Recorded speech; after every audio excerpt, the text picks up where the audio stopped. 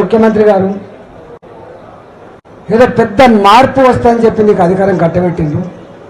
తేనె మీరు నుంచి పూలబడ్డ అవుతుంది, ఎందుకు ఇట్లా ఆలోచిస్తున్నారు అని చెప్పి చాలాసార్లు మాట్లాడితే ఆయన ఇంకింత రెచ్చిపోయి అన్న మాట ఏంటంటే, ఎవరు చెప్పినా వినను, నేను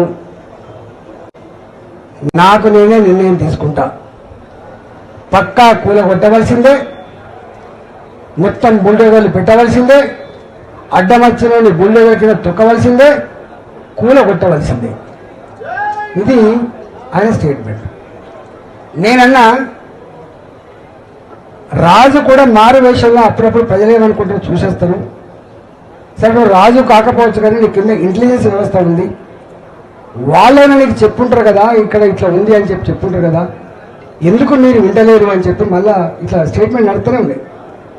నడిస్తే ఆయన అన్నాడు, మళ్ళీ నేను ఎవరు చెప్పినా వినను అని.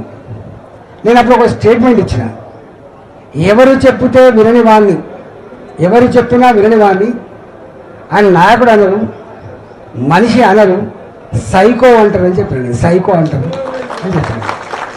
నువ్వు మాట్లాడుతున్నావు నా గురించి చిల్లరగాళ్ళకు కొట్లాడితే దీనితో కొట్లాడే కానీ రండతో ఏం కొట్లాడతావు, రండతో ఏం కొట్లాడుతుంది, దీనితో కొట్లాడు.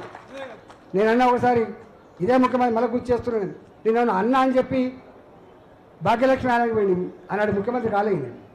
ఎదుకుందా నీళ్ళతోటి చల్లనీళ్ళతోటి తడిబట్టల మీద రాని ఏడిచింది. నేను అన్నా నువ్వు ధీరును అనుకున్నా కానీ గిట్ట అనుకోలేదు చెప్పలేదు. నువ్వు ధీరును అనుకున్నా కానీ గిట్ట ఎడతావని అనుకోలేదు. ఏడిచేవాడిని ఏమంటారో మీకు తెలియదు. నేను మళ్ళీ కామెంట్ చేయాలి.